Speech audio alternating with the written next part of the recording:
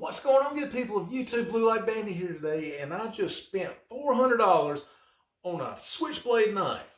Let's check it out, see what I got. Came from the mud, there's dirt on my hands. Strong like a tree, there's roots where I stand. Oh, I've been running from the law. Hope they won't shoot me down soon.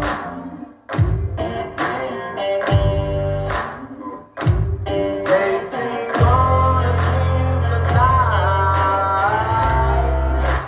Try to catch me howling at the moon.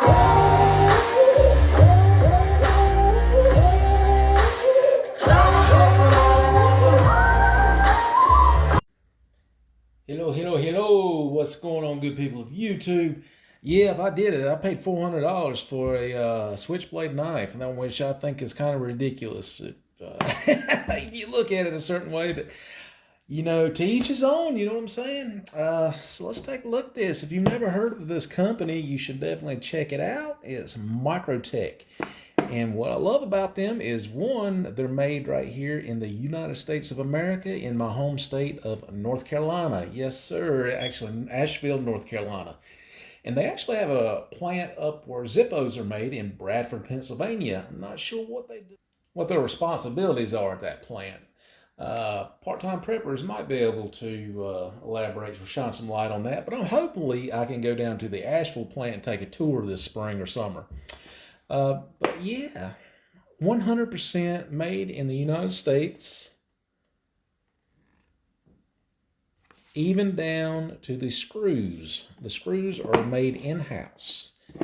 So let's take a look at this beast. Here you got some literature that tells you about the lifetime warranty information, and you can actually send this to them, they'll sharpen it for you. You just have to pay for the postage and handling and ship it back. So that's pretty cool. I'll get to that here in a second about sharpening. Caution, sharp edge, inspected by somebody. Here we go, folks. That's what a $400 Switchblade looks like. Now, I will tell you that this is a sexy bitch. I mean, that is a beautiful and sexy knife, I must say.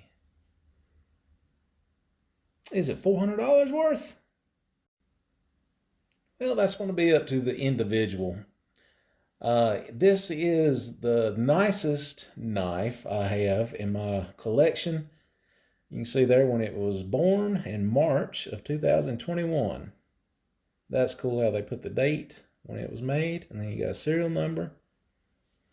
Their signature glass breaker, which, I can live without that. I have never broken glass in my civilian life or a window or anything to that effect, but in law enforcement I've busted out plenty, and I've always used either my fist to punch out a car window or my mag light that I carried, and I've busted out many, and house windows also. I've never actually used a glass breaker, so that's interesting. Let me go ahead and get this out of the way real quick, because I know somebody will probably think it or say it in the comments, but yeah, you got screwed. You paid $400 for something that you could have got from China for 40 bucks. And you're exactly right. I'm not going to argue the point there. This is, to me, that's not a working knife. That's not something I plan on using. This is a luxury item to me. This is a toy. I wanted it, so I bought it. That's one of the perks of being an adult, is you can buy things you want. So that's why I bought it. It's a high quality item, and it'll be a safe queen, because I'm not going to use it. That's just the way it is. But I'll show you some of the things I like and what I don't like about it. The handles is actually made out of 6061 T6 anodized aluminum. It has a really nice finish on it. I mean, that's nice. And it has, let's see, I can't remember, what is the steel called? It is Boer M390. That's supposedly a very popular steel. It's a specialty steel, and it's got a superior sharpness retention. And that's the type of steel they used in this. One thing I don't like, and like I said, they make everything. Everything about this knife is made in the house in the United States. The screws, they're proprietary screws. If I just said, I think I butchered that all to hell and tongue twisted it, but proprietary, I can't even say it now. But you look at the screws, you have to have a special tool to take this knife apart. Not real big on that. I mean, it looks cool and everything, but, you know, and if you do take it apart, you voided the warranty. So there's your dinner on that. So, you know, it looks good, but yeah. Everything down to the button right here, it takes them 5 hours to machine this button. It's called the X button for obvious reasons. But yeah, it takes 5 hours to mill that. Beautiful. And the technology that these guys have is uncanny. They have a machine that can hold 5 millionths of an inch when they're doing surface grinding. My God, I can't even wrap my head around 5 millionths of an inch. So that is crazy. So these guys know what they're doing, and they put in a lot of love in these knives, guys. They put in a lot of time and a lot of love in each and every one of these. So that's where your money is coming in. It's not just a stamped out piece of steel coming overseas. You know, it's this is actually a custom made knife, or it's a handmade. I won't call it custom made, but it's actually a handmade knife with several man hours behind it. This is actually a large knife. It's larger than what I expected. It's when you say I've got big hands, and you see how large it is. The blade is 3 3/4 inch, but look at that. That is just, it's sexy, man. And I'll try to get you some close-ups with my GoPro and see if that looks any better. But everything is symmetrical on it. It's perfect. I mean, it's literally perfect. This point, they nailed it. There's this line is perfectly symmetrical. Speaking of sharpening, I'm not a I like sharpening my own tool, my own knives and everything. I'm not bad at it. I'm actually pretty good at it. I have some Japanese whetstones that I use, but on something like a dagger style blade, I'm not even going to mess with it, to be honest with you. Well, for one, I'm not even planning on using this. It's just going to get put up and I'll play with it, show my buddies, and that's about it. I think if I tried to sharpen this, I would ruin the symmetrical points of this blade, and I would jack it up. So I would much rather send it back to Microtech and let them sharpen it for me. Sexy, huh? And I know a lot of you guys in my audience, I don't claim to be a knife aficionado. I've got a decent collection, but I know a lot of you guys have got some high dollar stuff out there. Shiny Package and Vessel. I know you guys collect knives and stuff, so this should be right up your alley, guys. Uh, I have, you know, when I was younger, this was the type of knife that I would carry around. Old Case Double X, you know, and there's nothing wrong with this type of knife. This is a classic American made knife, also in Bradford, Pennsylvania, I might add. And I would carry this in my pocket. They're not, because you can look at the blade, they're not as robust as your modern pocket open assisted folders and such. Like I moved up to a Kershaw open assist. You carried that for a while, and this I use this quite a bit. As you can see, it's got silicone in the G10 grips. I think I gave 100 and something for this one. And that type of steel on that's 1570 S30V. And I can't tell you what that is. I don't know. I'm not going to claim to know.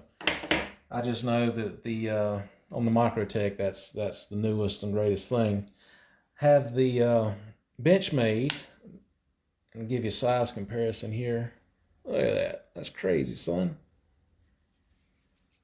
And talk about sharp. Now this Benchmade is something else. it's actually, the Benchmade is sharper than the Microtech. So take that for what it's worth. This Benchmade is crazy. It's ridiculous how sharp that is. But the point on this dagger, it's so damn dangerous.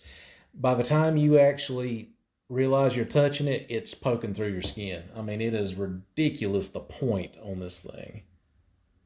But it's a work of art, man. And this is the one that, well, it's the same thing I tried to ship Dean in Canada, and it got confiscated. So some Canadian customs officer is toting one of these right now.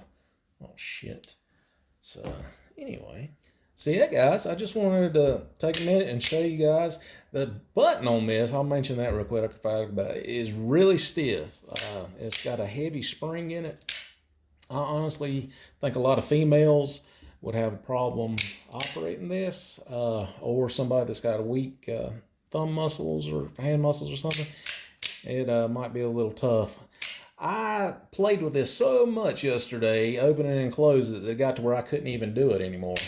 And now I'm still a little slow. I haven't recovered all my strength, but I opened it, oh, there's no hundreds of times just sitting there, and not once did it ever fail to engage. There's torture tests. I believe his name's X-Ring.